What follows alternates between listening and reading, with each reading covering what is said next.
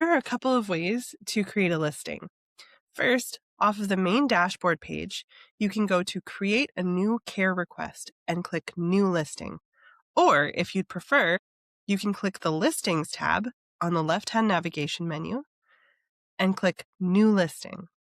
When you create a new listing, there are a few sections that you'll have to work through, starting with listing details, then going to services required, followed by ideal care provider, and schedule and rates. We're going to work through these sections one by one, and you'll see how the whole process comes together.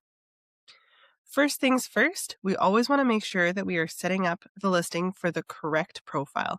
If you're someone who manages care for yourself and others, always make sure that this is going to be under the right profile.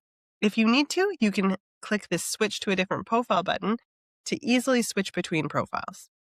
To start, we're going to add a title. This can be short and sweet, just something that gives an idea of what you're looking for. Next, we're going to fill in our description. Here, you can add a little bit more detail and tell us what kind of support you're looking for. Some examples are, we're after someone to help mom with meal prep and light cleaning a few times a week. Or you can have respite care or something to that effect and explain a little bit about what that entails. So for my description, I have meal prepping, general housekeeping, and some tidying around the house. Next, we're going to set our service address. As we've previously stated, we take your safety and security very seriously. So until you're at the booking stage, your entire address will be shortened down to be an approximate location based off of the postal code. When you're ready to go, click Next. Now we're going to get into what services are required. To start, we're going to click Edit Services under the Select Services header. This will bring up a window that has three main sections to choose from. First, we have personal care. Things like personal hygiene and grooming, transfer and mobility, and meals and cooking will be in this section. Next, we have home care, so things like housekeeping or maintenance. And finally, we have others.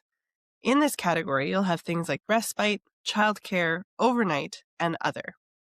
Choose any that apply and click Confirm. There are a couple other options available as well. If you want to disclose certain conditions, you can add those to your listing here. To do so, click Edit Special Conditions under Select Conditions. In this window, there's three categories to choose from: elder care, disability, and others. Choose any that apply, but again, it's really up to you and your comfort level what you choose to disclose. When you're ready, click Confirm. As was the case with conditions, you can also choose if there's specific equipment that people need to be mindful of. To do so, click Edit Equipment. From here, you can choose things like walker, wheelchair, if there's a service animal on the premises, add as much information as you like, and click Confirm. When you're ready, click Next.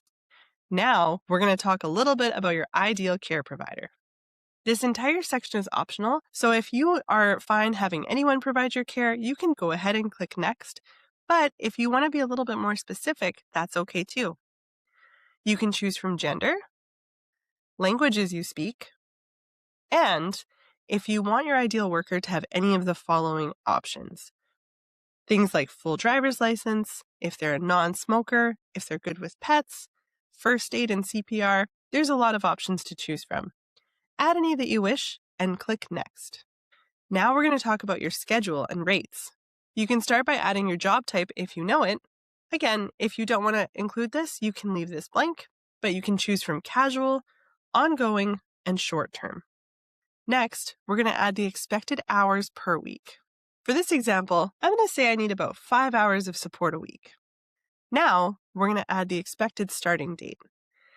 If you have a specific date in mind, you can click the calendar icon and choose a date from the calendar. If you don't really care about the date and you just need someone to help provide care as soon as possible, you can click the As Soon as Possible button. Now, we're going to add our ideal visit times. There's a daily scheduler that has time slots for morning, afternoon, evening, and overnight. All you have to do is click on the approximate times that you want to receive care. Let's say I'm only available to receive care on Mondays and Wednesdays during the morning and afternoon. I would click morning and afternoon for both Monday and Wednesday. Once you've selected a time slot, that time slot will show in a light blue. Add all of the time slots that you wish and then scroll down to your rate section. You can either set things up on an hourly rate or on a fixed rate. For hourly rate, I need to add in the lowest amount that I'm comfortable with and the highest amount that I'm comfortable with. It is important to note that Care Possible does have a minimum requirement of $16.84. However, I'm going to open up at $20 an hour, and I'm comfortable all the way up to $40 an hour. Now that I'm ready to go, I'm going to click Save and Preview. The preview page is where you can see what the listing will look like to care providers who are looking to apply for it.